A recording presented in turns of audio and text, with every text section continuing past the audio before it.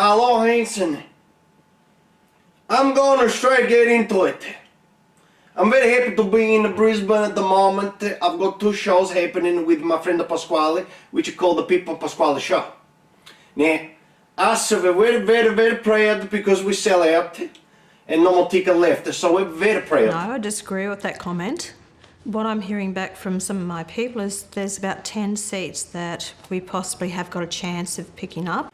Your people don't know my people. Is it a fact that you're related to Ronald McDonald? No, it's not a fact. Scenario. I drop oil on my singlet, what do I do next? See how that finishes up in the wash.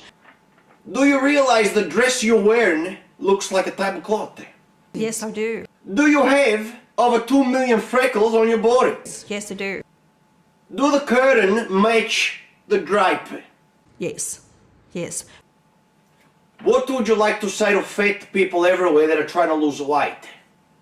It's not over till the fat lady sings. Listen, I heard you open another fish and chip shop. My advice to you is don't. Don't do it. Don't open another fish and chip shop. No way in the wide world. Your flake is a plate of pussy meat. I don't eat that shit.